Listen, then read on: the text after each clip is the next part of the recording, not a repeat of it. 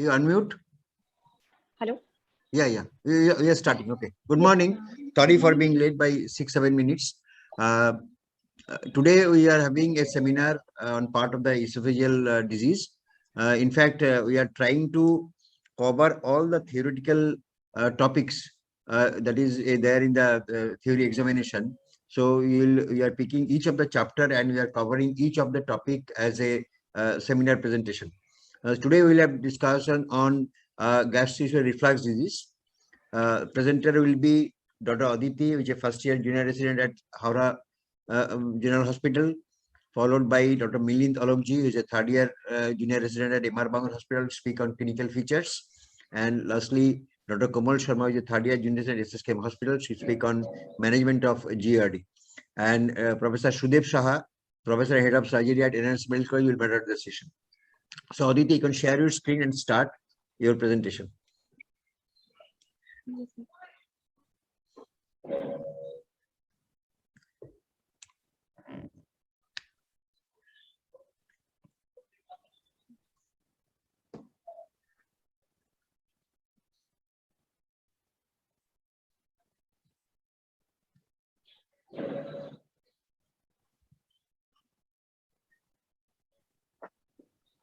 Yes. You can go to slideshow. Yes, you can start. Is Hello. Hello. Yes, please start. Yes. Good morning, respected faculties. My name is Dr. Aditi Singh. My topic is Pathophysiology of Gastroesophageal Reflux Disease.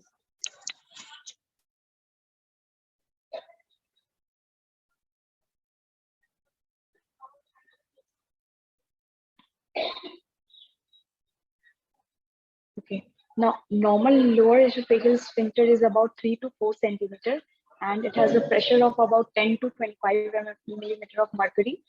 There are certain factors that maintains the lower esophageal sphincter. Intra-abdominal segment of the LES, that's the most important segment to maintain LES, lower esophageal sphincter segment, and prevent the acid reflux. Angle of his of stomach, the pinching effect of diaphragm of pleura, gastric mucosal folds arrangements.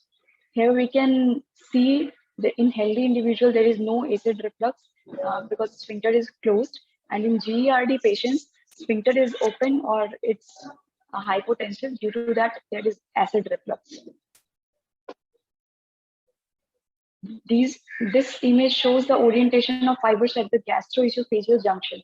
At the junction of esophageal tube and the stomach, there is an oblique muscular ring composed of increased muscle fibers just below the inner muscular layer of esophagus. These are the oblique fibers. On the lesser curvature side of stomach, the muscle fibers of the inner layer are oriented transversely. These are transversely oriented muscle fibers, and this forms semicircular muscle clasps. On the greater curvature side, these muscles have form oblique loops and encircle the distal end of the cardia and the gastric fundus. And both these semicircular muscle clasps and the oblique muscle fibers of the fundus contract in a circular manner to close the cardia. GERD is the symptom defined as the symptoms or the mucosal damage that's produced due to the abnormal reflux of gastric contents into the stomach.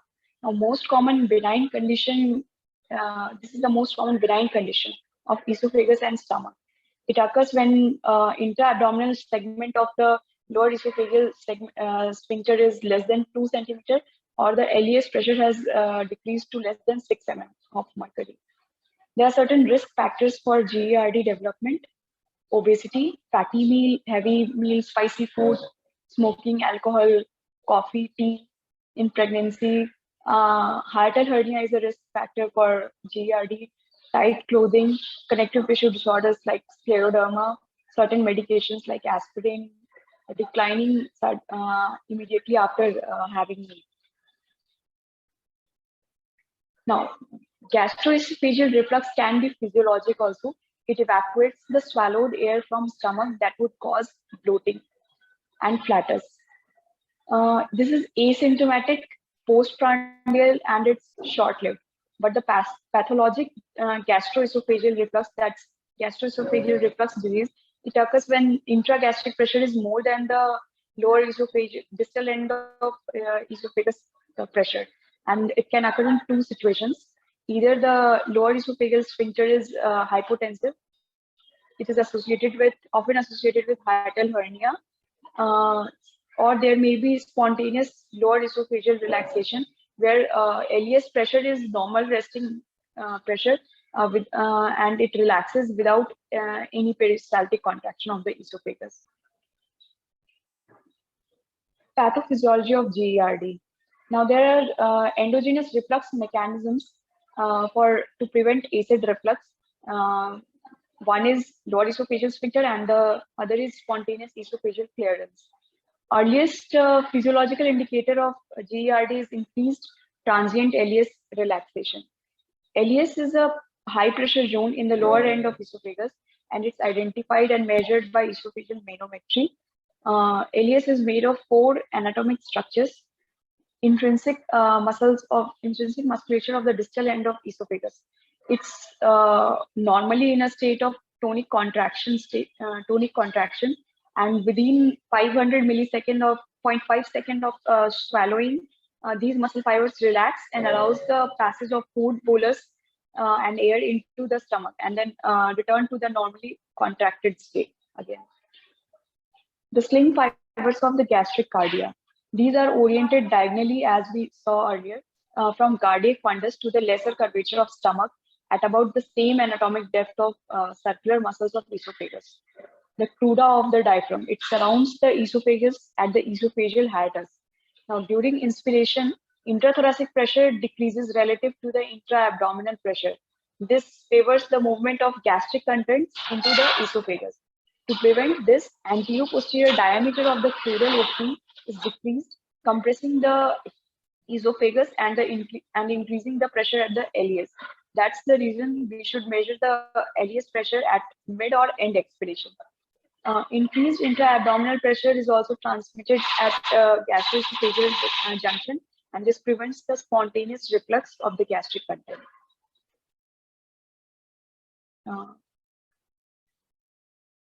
Here we can see certain mechanisms that prevent the reflux, and there are certain mechanisms which aggravate reflux. In the supraesophageal segment, saliva production should be optimum. There should be reflux-induced swallowing. In the esophageal body, primary and secondary peristalsis should be normal, intact. Esophageal tight junctions, those are due to cricopharyngeus muscle and the arch of aorta and the tracheal bifurcation, and at the gastroesophageal junction. The transient lower esophageal segment LES relaxation should be infrequent. LES tone should be intact, and LES and diaphragmatic crura should be superimposed. Gastric content should be emptied normally. The factors that aggravate mucosal damage, reflux and mucosal damage are xerostomia, impaired reflux-induced swallowing. In the esophageal body segment, there may be hypomotility disorders, the fragmented peristalsis, ineffective motility of the esophagus, or esophagus contraction failure, or impaired esophageal tight junctions. There may be frequent transient LES relaxation, hypotensive LES, or hiatus hernia. Gastric emptying could be delayed, and hypersecretory states. In these conditions, the acid production is increased and reflux increases to the esophagus. This shows the pathogenesis in case of hiatal hernia. In hiatal hernia, there is a small part of stomach that lies into the esophagus, and the acid produced by the stomach refluxes into that segment, and this produces GERD. Esophageal sphincter moves above the diaphragm level. Pressure on the LES due to the diaphragm crura reduces, and this causes LES relaxation. and this again produces GERD. Thank you. Is it possible to have normal physiologic reflux? Yes, sir. In physiologic reflux is there when when does it occur? So to remove swallowed air. To remove, sorry, you mean belching? Swallowed air. Yes, I mean, you mean it is belching, isn't it? Belching. Yes, sir. Yes. Anything other than that? By reflux, I mean liquid contents of the stomach. Do they? Yes, sir. Sometimes get into the esophagus. I mean, how does that occur? I mean, why is it physiological? Why it doesn't cause any damage and things like that? In which position does it occur? Sir, after reclining suddenly. No, that is the problem. That in normal physiologic reflux occurs in all individuals, right? Yes, sir. Normal reflux occurs in the upright position, not in the supine position, right? Pathological reflux occurs more in the supine position than in the upright position. Okay. Okay. Yes, because the pressure gradient is much high in the supine position in case of normal individuals, whereas it is the reverse in case of patients. And that is the main reason, because and that occurs in for a very short duration of time, transient. I think everybody, I mean, each one of us has experienced this once in a while. It occurs. Suddenly you feel that some of your gastric contents come into your esophagus, and sometimes very rarely it comes into your mouth also. You can feel the taste. So this is normal reflux. Okay. Yes. Just like normally bile can enter the stomach, but it does not cause biliary gastritis. Similarly, here also normal in very small number of occasions you may have a normal reflux. Okay. And Aditi, you should have touched a few points about why this GERD is important and what happens in the esophagus following the reflux. There are some pathological changes in the esophagus, and these are important pathological changes. Do you have any gross or pathology in the esophagus following the reflux? Yes, sir. Yes. What happens? Because here it is important. If you are not addressing the reflux, patient will have continuing reflux and there will be some changes in the lower esophagus. How is the esophagus line? Squamous epithelium or columnar? Sir, columnar epithelium. No, it's normal. It is squamous. Normally squamous. In GERD it changes. Yes. This is a complication of GERD where you will have the changes in the lower esophagus, which will be columnar, and then this is described as one of the pre-malignant lesion. Barrett's esophagus. Okay, Barrett's esophagus. Yes.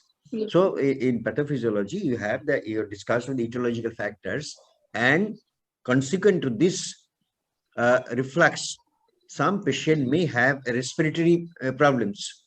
This reflux can be reflux into the respiratory passage. So this reflux has some other consequences, and these are important to be assessed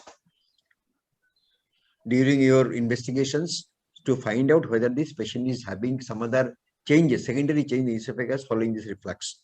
Okay, you should be knowing about these changes, Barrett's esophagus particularly. Okay. Yes, anything else, Dr. Shah, we can pass on next? Yes. Okay. So the next presented by Dr. Milind Alokji will speak on the presentation and complications following this disease.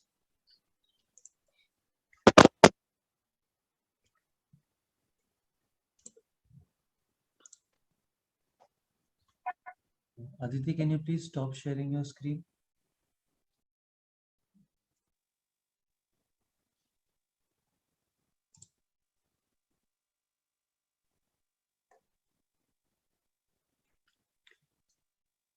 Aditi, you stop sharing your screen? Yeah.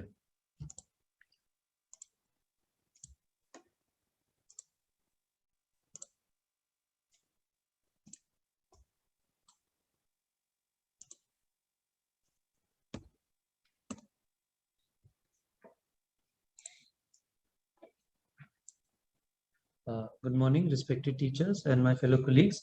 I'm Dr. Milinda Alokji, and today I'll be speaking on the clinical features and complications of gastroesophageal reflux disease.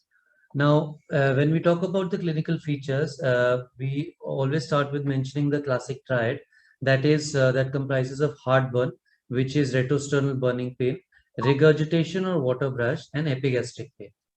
But GRD symptoms can be overall grouped into three categories. That is typical symptoms, atypical symptoms, and extraesophageal symptoms.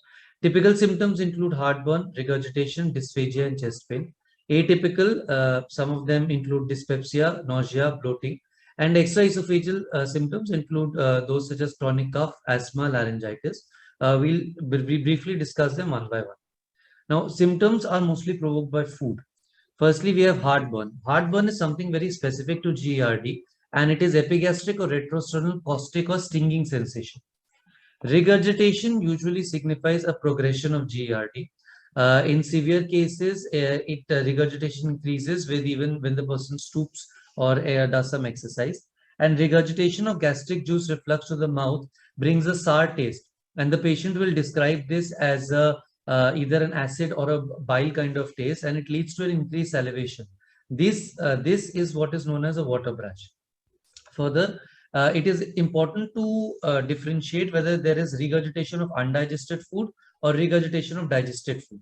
Because if there is regurgitation of undigested food, this is not common in GERD, and this suggests the presence of a different pathological process such as esophageal diverticulum or achalasia. So it's very important to differentiate between those two. Patient can also have odynophagia with hot beverages, citrus drinks, and alcohol. So overall, these are the typical and the atypical. Now, among the atypical symptoms, we have symptoms such as throat clearing, hoarse voice. There can be chronic cough, asthma, chest pain, COPD, and a globus sensation. That is a foreign body sensation in the esophagus. Then we have the extraesophageal symptoms. Now, extraesophageal symptoms are those that can involve the larynx or the respiratory, the respiratory system. Now, laryngeal symptoms include hoarseness or a dysphonia, throat clearing, a constant urge to clear the throat, throat pain, globus, that is again a foreign body sensation, postnasal drip, and then pulmonary symptoms include reflux, shortness of breath, wheezing. Now, extraesophageal symptoms, there are basically two mechanisms to this. The main mechanism is that the proximal esophageal reflux and microaspiration of gastroduodenal contents causes a direct caustic injury to the larynx and the lower respiratory tract. And another mechanism is that the distal esophageal acid exposure causes a vagal nerve reflex, which leads to bronchospasm and cough. But these symptoms are not specific to GERD, and patients with extraesophageal symptoms might have a variable response to medical treatment. Thorough evaluation is needed whenever we want to before we go for any especially a surgical intervention in case of a patient having extraesophageal symptoms, because we have to rule out whether the primary disorder is not of the upper or the lower respiratory tract. Then we come to the respiratory symptoms of GERD. Now, the respiratory symptoms of GERD, GERD has been shown to be a contributing factor for many pathophysiological mechanisms of several pulmonary diseases, but the evidence for this is not very clear. It has been seen that use of anti-secretory medications has improved the respiratory symptoms in only about 25 to 50% patients with GERD-induced asthma, and less than 15% of these patients experience objective improvement in pulmonary functions. But in most of these studies have only had a follow-up period of 3 months, and it has been seen and it has been concluded that maybe a longer period is required to come to a more clearer conclusion. Also, anti-reflex surgery is associated with improvement in respiratory symptoms in nearly 90% children and 70% of adults with asthma and GERD. Now, physical examination in case of a GERD patient is helpful in patients only with severely advanced disease. Some of the things that we might notice is that the patient is constantly drinking water during the interview and is repeatedly trying to clear his esophagus. Patients with advanced disease might sit leaning forward and carry out the interview with their lungs inflated. This flattens the diaphragm and increases the LES pressure to counteract the reflux. Also, severe proximal esophageal reflux and regurgitation might cause erosion of the dentation, and signs of chronic sinusitis might be there. Next, we come to the complications of GERD. Now, the three main complications are strictures, esophageal shortening, and Barrett's esophagus. Firstly, strictures. Strictures occur mainly in the late middle age and in elderly people, and it is important to differentiate between benign and malignant strictures. Now, these mainly in case of GERD, these will be benign strictures. They are regular and smooth. There will be no mucosal destruction. They're usually symmetrical. There is gradual tapering, and they usually do not cross the G junction. Management of strictures is usually we go for dilatation and long-term treatment with PPIs, and anti-reflux surgery is considered as an alternative to long-term PPI treatment, usually limited to those who will have long-term benefit with anti-reflux surgeries. The incidence of strictures has reduced now because we start with PPI therapy earlier on.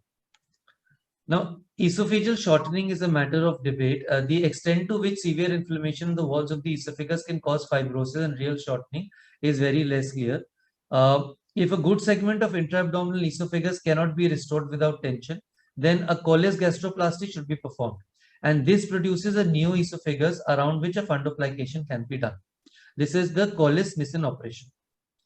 Finally, we come to Barrett's esophagus. A Barrett's esophagus is a metaplastic change in the lining of the mucosa of the esophagus in response to chronic gastroesophageal reflux. The American Gastroenterological Association defines it as the condition in which any extent of metaplastic columnar epithelium that predisposes to cancer development replaces the stratified squamous epithelium that normally lines the distal esophagus.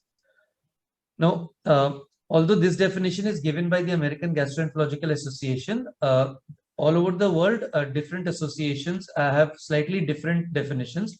Some consider the presence of goblet cells to be very important. Some consider them not to be essential. Some completely rely on an endoscopic diagnosis, whether some rely more on a histological diagnosis. Pathologically, Barrett's esophagus is an adaptive response. It begins with the squamous epithelium converting into a simple columnar epithelium, which becomes specialized with time and with continuous exposure to the reflux. And the hallmark is the presence of mucus secreting goblet cells, which is then known as intestinal metaplasia. Now here, as we can see, this is the normal appearing squamocolumnar junction seen on upper endoscopy. And this is the normal appearing histology of the esophageal squamous mucosa. Here we see Barrett's esophagus extending proximal from the gastroesophageal junction. And this is the intestinal metaplasia. And with arrows here, we can see the goblet cells. Now, in investigations, these patients may have an abnormal pH profiles. On endoscopy, we see that there appears velvety red tongues of mucosa that extends cephalate from the gastroesophageal junction, as we saw in this case, this kind of an appearance. And it is difficult to distinguish between Barrett's esophagus and a tubular sliding hiatus hernia, as the two of them can often coexist. One of the key factors is that in case of Barrett's, the columnar lining is smooth, whereas if it's the body of the stomach, the mucosa will have longitudinal folds. The lower esophagus has palisading vessels that run longitudinally, and they're easily seen through the lower esophageal mucosa. And also another feature is that if a stricture is present, then it will nearly always appear at the new squamocolumnar junction. Now, for the diagnosis, again, an endoscopic plus the histological evidence is required. Endoscopic columnar metaplasia must involve the tubular esophagus or endoscopy, and histologically must contain goblet cells, which define the presence of intestinal metaplasia. The relative risk of cancer rises with the increasing length of abnormal mucosa. On endoscopy, earlier, very strictly a definition of less than and more than 3 centimeters of columnar epithelium was there. But now, as we said, now as mentioned, any presence of intestinal metaplasia is considered to be Barrett's. Still, it is divided into classic Barrett's, that is more than equal to 3 centimeter columnar epithelium, short segment less than 3 centimeter, and cardia metaplasia, that is intestinal metaplasia at the esophagogastric junction without any macroscopic change at endoscopy. Now, the important risk factor for development of carcinoma is intestinal metaplasia and the lens of Barrett's segment, but neither of them are an essential feature because the risk of transformation is still seen no more than 0.5% per patient per year. Now, when we talk about the management of Barrett's esophagus very briefly, regular surveillance and endoscopy is recommended with multiple biopsies and usually at the interval of 2 years, provided there is no dysplasia. Now, we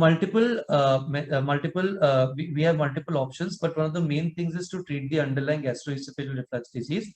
After that, we can have argon beam plasma coagulation, radiofrequency ablation, endoscopic mucosal resection. But what is followed currently is that for non-dysplastic Barrett's, we repeat the EGD with surveillance biopsies at 1 to 2 years. For dysplasia, we maximize acid suppression therapy with high-dose PPI plus nocturnal H2 blockers and repeat EGD with surveillance biopsies after a period of healing. For low-grade dysplasia, aggressive reflux control is recommended. EGD surveillance with biopsy should be done 6 monthly. If the regression on 2 consecutive, we try to notice if there is regression on 2 consecutive exams. And if there is a persistent or high-risk feature, then we try to go for ablative therapy to reduce the progression risk.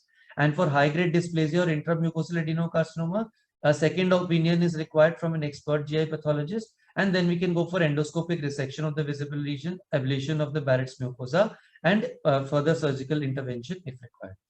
Thank you.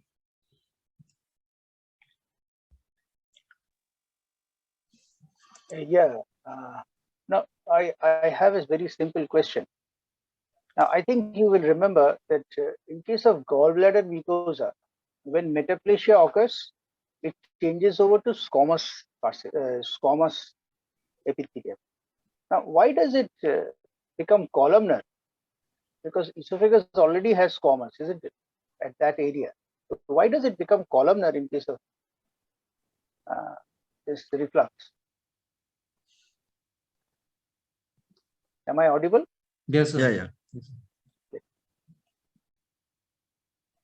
Could you get the question? How is the epithelium in a normally acid secreting area? Sir, it's so since the acid is coming, sir, reflux, so it's a protective mechanism. So the goblet cells will produce the mucin, and they. Goblet cells come much later. First, it becomes columnar gradually, yes, because the hallmark of Barrett's is the presence of columnar epithelium, and that is why it becomes red in color, and the surrounding squamous epithelium of the normal esophagus is of a different color, much less, it is pinkish, and this is more reddish. Mm-hmm. So the question is, why columnar? In gallbladder, we find when metaplasia occurs, it becomes squamous. Now, in esophagus, why does it become columnar? That is the question. It is because the columnar epithelium is resistant to acid, right? Because in stomach, we have a columnar epithelium. And that is why when metaplasia occurs, it becomes columnar, because that is more resistant to gastric acid which is coming in, right? Number one. I mean, that is the most important thing. And one more thing. What is Scat-C ring? Scat-C ring, sir, it's a it's an esophageal. So it's found in the middle to lower esophagus. So it's a benign, benign stricture, sir. No, it occurs just because of this reflux, not due to anything else. In fact, this presentation you have described, the classic triad you described is not found in all patients. That one keep in mind. Most of the time, this reflux disease has non-specific symptoms. It is very difficult to clinch a diagnosis. And if you consider this reflux disease for your long-term treatment, one has to have some objective assessment of this reflux disease. Because once you start treatment, it's a very prolonged treatment. It's almost lifelong. Yeah, unless you have some surgical intervention. Yes. Okay, we can pass on to the next speaker, Dr. Komal Sharma. Before that, let me tell him that when this Barrett's esophagus it keeps progressing, it leads to a fibrotic mucosal ring located in the squamocolumnar junction, which is termed the Scat ring, and which may result in dysphagia. Now, so long we were not having dysphagia, right? Yes, sir. And now suddenly, when the patient proceeds to dysphagia, so you must assume that there is probably something obstructing. An obstructing lesion has now developed. So this is what a Scat ring is. And number one, another small question. Now, is it possible that after a period of time, when the patient has already had Barrett's esophagus, now the patient, suddenly you find that gradually the patient is no longer having that heartburn, which he used to have previously. Is that possible?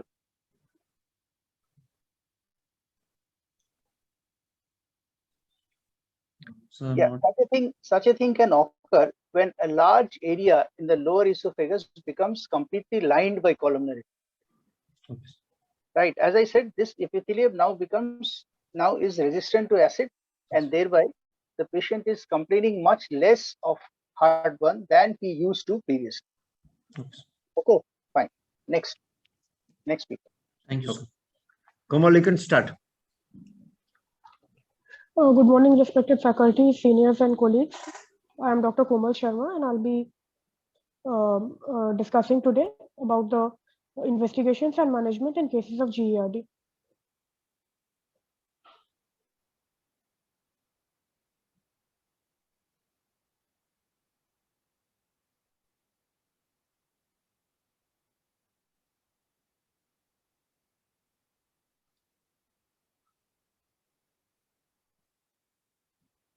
Starting with the investigations, the diagnostic tests that are considered for GERD include a barium swallow, an upper GI endoscopy, ambulatory and impedance pH monitoring, and esophageal manometry. Barium swallow is usually the first line test for patients having dysphagia. It can differentiate between a stricture and can specify the location and length of the stricture, a mass of the esophagus, or a hiatal hernia, including the size and the type of the hiatal hernia. However, it cannot provide any detailed mucosal examination for erosive esophagitis or Barrett's esophagus. It is used to differentiate the underlying cause of the symptoms from GERD. The next line of investigation usually is an upper GI endoscopy with biopsy if pathological changes are seen. Endoscopy is usually done in patients with alarm symptoms, patients who fail a medication trial with PPIs, and patients who require long-term treatment. Absence of endoscopic features, however, does not exclude the diagnosis of a GERD. It allows for detection, stratification, and management of esophageal manifestations or complications of GERD, including Barrett's esophagus or esophagitis. Reflux esophagitis can be graded according to the Los Angeles classification. Grade A being one or more mucosal break less than 5 millimeter that does not extend between the tops of two mucosal folds. Grade B being one or more mucosal break greater than or equal to 5 millimeter that does not extend between the tops of two mucosal folds. Grade C being one or more mucosal break that is continuous between the tops of two or more mucosal folds, but that involves less than 75% of the circumference. And grade D, one or more mucosal break that involves more than or equal to 75% of the esophageal circumference. The next test that is performed is pH monitoring. A 24-hour pH monitoring is usually performed. It is a physiologic study as it measures the number of times the pH of the lower above the LES falls below a certain point. It is the accepted standard for establishing or excluding the presence of GERD for those patients who do not have mucosal changes, thereby having a normal upper GI finding. Transnasal catheter or a wireless capsule-shaped device is usually used. Impedance pH monitoring can differentiate between change in pH followed by following an acidic swallow, like carbonated drinks, etc., or reflux. This is an example of a pH monitoring chart, a 24-hour pH monitoring chart. The total number of reflux episodes, that is a pH falling below 4. The total number of episodes for lasting for more than 5 minutes. The extent of reflux in an upright position and the extent of reflux in a supine position. These are the different criteria which are assessed. Based on those criteria, there is a Johnson and D-Mister composite scoring system with a normal score being less than 14.72. A score above this signifies the presence of GERD. Next, we come to esophageal manometry. It has a limited role in GERD, but is used to assess the lower esophageal sphincter function prior to any anti-reflux procedure. Coming to the treatment, the goals of treatment include symptomatic relief, resolution of esophagitis, prevention and treatment of complications, and maintenance of remission. The first line of treatment is lifestyle modification. These include weight reduction in case of obese or overweight patients, avoidance of clothing that is tight around the waist, diet modification. The patients are asked to eat more frequent meals, but of smaller amounts. They are asked to avoid fatty, fried food, peppermint, chocolate, alcohol, carbonated beverages, coffee, tea, onions, garlic, etc. And stoppage of smoking is essential. They are advised to elevate the head end of the bed by 4 to 6 inches and to avoid eating within 2 to 3 hours of bedtime and avoid lying down immediately after eating. On failure of lifestyle modification, we can start the patients on medical management. Antacids like magnesium or aluminum hydroxide, it causes a short-term relief of the immediate symptoms. Then we have the H2 receptor antagonists like ranitidine, famotidine, which can be used on demand or regularly. Nowadays, the most commonly used are proton pump inhibitors like pantoprazole, omeprazole, esomeprazole, etc. These are shown to be more effective than H2 receptor antagonists. We can also use prokinetic drugs such as metoclopramide, which promote gastric emptying and reduce the frequency and severity of the reflux. On failure of medical management, we can consider surgical management in a case of GERD. The indications of surgical management include failed medical management, patient preference, complications of GERD, medical complications attributable to a large hiatal hernia, in which case surgical management has to be done, or atypical symptoms with reflux documented on 24-hour pH monitoring, such as the respiratory symptoms, etc.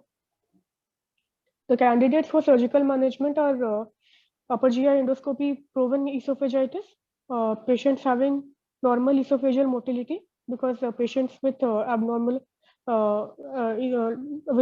motility disorders of the esophagus cannot undergo fundoplication, and partial or complete response to acid suppression. The principles of anti-reflux surgery include restoration of the intra-abdominal esophageal length, reduction of any hiatal hernia that might be present, approximation of the diaphragmatic cure, and performance of a fundoplication. Different kinds of fundoplication can be performed. In this image, we can see a Nissen door and Toupet fundoplication. The fundoplication can be complete or partial. Complete fundoplication include Nissen fundoplication, which is a 360-degree posterior fundoplication, or a Rossetti Hall, that is a 360-degree anterior fundoplication. Partial fundoplications include Toupet, that is 270 degrees posteriorly, a door fundoplication, which is done anteriorly. It can be 90, 120, or 180 degrees, and a Watson fundoplication, which is 120 degree in the anterolateral direction. The major steps summarized in fundoplication include hiatal dissection with preservation of the bilateral vagi, circumferential esophageal mobilization, and the mobilization of the fundus with or without the ligation of the short gastric vessels. Then approximation of the hiatus, usually done posterior to the esophagus, If the esophagus is seen to be short, then a cholecystoplasty may be done. And this is followed by creation of a short and floppy fundoplication of around 2 cm over an esophageal dilator. Randomized control trials comparing surgical and medical therapies for GERD. A study in 2011 by Anwari et al. Showed that anti-reflux surgery and PPI provided equal symptom control. However, anti-reflux surgery was associated with more heartburn-free days. A study in 2016 showed a good symptom control after 10-year follow-up, and the 2009 study showed the treatment failure in PPI to be 55% and in anti-reflux surgery to be 47%. Complications of anti-reflux surgery. Intraoperative complications include vascular injury, either direct injury to the major vessels or crushing of the liver due to hepatic retraction, esophageal and gastric tears during the dissection or because of excessive use of cautery or inadvertent puncture. Vagal injury might be sustained during the hiatal dissection. There might be, especially in case of laparoscopic procedures, there might be development of pneumomediastinum or pneumothorax. Postoperative complications include gastric and esophageal fistulae because of an unrecognized intraoperative tear or thermal injury. There might be postoperative bleeding from any intraoperative vascular repair, injury to the intercostal arteries during the thoracic approach, injury Why to the suddenly that sound is? Injury to the epigastric artery in the laparoscopic approach. Can non-participants please mute themselves?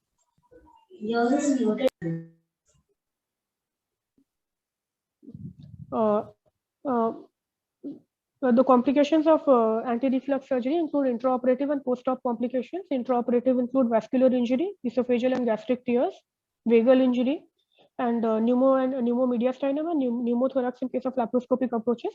Post-operative complications, there might be gastric or esophageal fistula due to injury, intraoperative unrecognized injury, including tears or thermal injuries.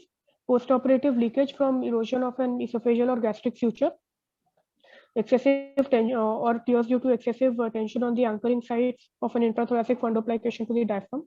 There might be bleeding, including rebleeding from any intraoperative vascular repair, injury to the intercostal or epigastric arteries, or slippage of a clip placed on a short gastric vessel. There might be herniation of the wrap into the thorax due to sudden increase in intra-abdominal pressure or due to inappropriate approximation of the diaphragmatic crura or due to a large hiatal hernia, short esophagus, or post-operative gastric distension. There might be acute dysphagia because of periesophageal dissection, extremely tight crural closure, extremely long or too tight wrap during the fundoplication, excessive scarring of the hiatal sling, or unrecognized esophageal body dysmotility. The newer procedures include laparoscopic fundoplication. Gastric bypass can be considered in patients with a BMI of more than 40 or a BMI of more than 35 with at least 2 obesity-related comorbidities like type 2 diabetes mellitus, obstructive sleep apnea, non-alcoholic fatty liver disease, or dyslipidemia. A LINX reflux management system has been used. It consists of a ring of titanium beads with a magnetic core, which are placed laparoscopically around the distal esophagus, and it serves to augment the function of the lower esophageal sphincter. There might other therapies include electrical stimulation by laparoscopically placed electrodes in and around the lower esophageal sphincter with a generator present in the anterior abdominal wall. Studies have shown that it decreases PPI use in patients at 3 years after the procedure. Another advance is transoral incisionless fundoplication done using Esophagus or Muse systems.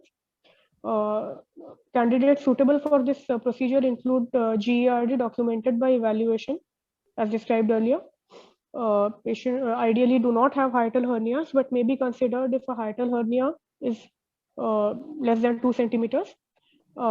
non-obese patients, that is a body mass index of less than 35, and patients who have not had prior gastric surgery. This is an Esophageal device for transoral incisionless fundoplication. Thank you. Now, just to make a few comments, I think you have covered most of the things.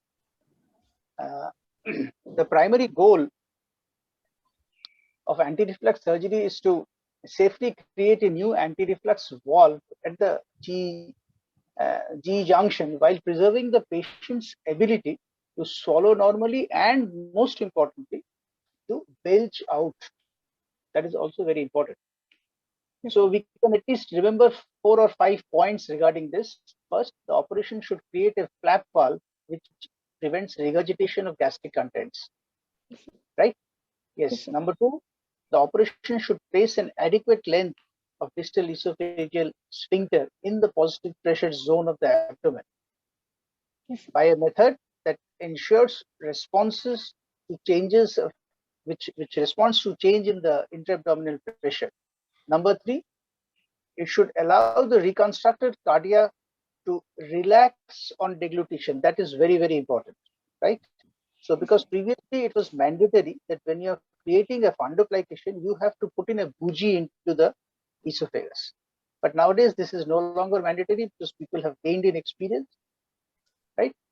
And this relaxation lasts for approximately 10 seconds during the food passage, right? So the relaxation should be adequate after the repair. That is very important. Number 4, it should not increase the resistance of the relaxed sphincter to a level that exceeds the peristaltic power of the esophagus. These 2 things will actually give rise to dysphagia in the postoperative period. And lastly, make sure that this fundoplication stays in the abdomen.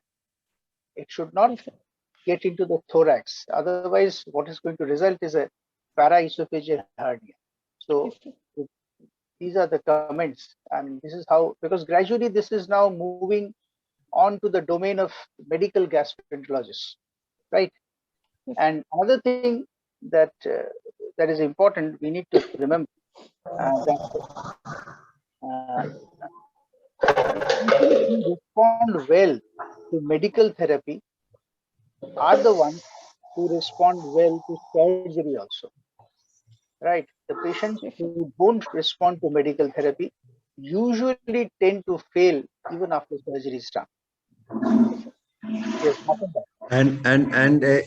you see, the mainstay of treatment is PPI and H2 receptor blockers, and you have to keep in mind that there are different. A small intervention here. Sorry. In PPIs, I think most of the people will choose omeprazole more than any other PPIs, and there is a pharmacological reason for this. I don't remember it right now, but there is a reason. Anyway, please continue.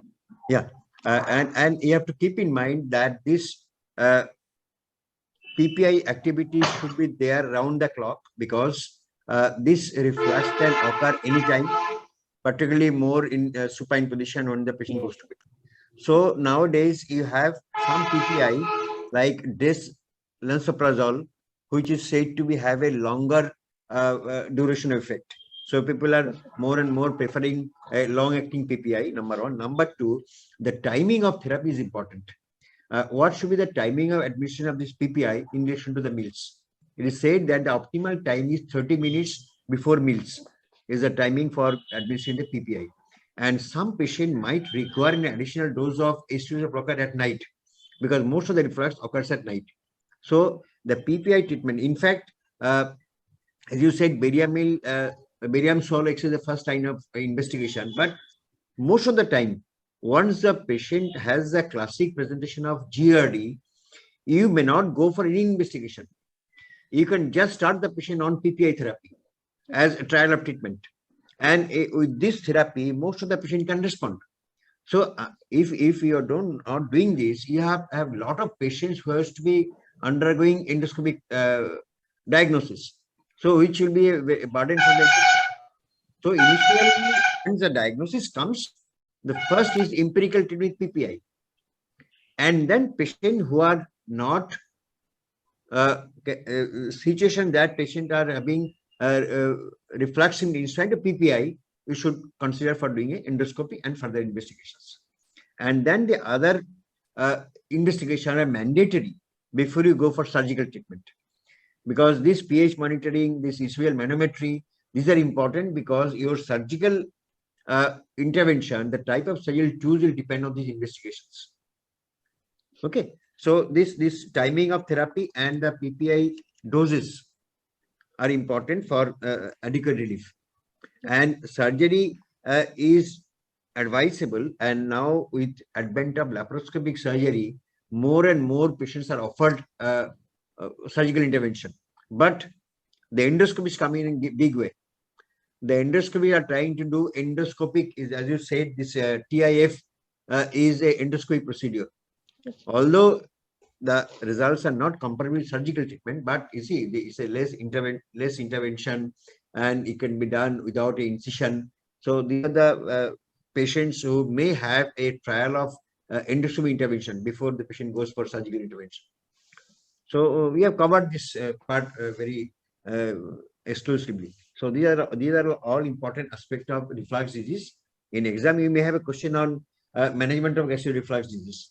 In that case, you should touch it, define the reflux disease, describe the few etiological factors, then important clinical presentation, investigation, and the treatment. Treatment you can divide like this: medical treatment, endoscopy intervention, and surgical treatment. So endoscopy should come in between your medical and the surgical treatment. And in surgery, laparoscopic and the open surgery. And now we should add robotic also. Yes. Yeah, Okay, the speaker has, yeah. Just one more point. The speaker had mentioned about barium meal in the proximal part of the GI tract. I think there, when you mentioned that, please add that at least a couple of films should be taken in the Trendelenburg position, because that is how you will highlight hiatus hernia, if at all it is there. So in that position is a bit important. Okay, thank you. Thank you all. Thank you very much. Thank you, sir. Thank you.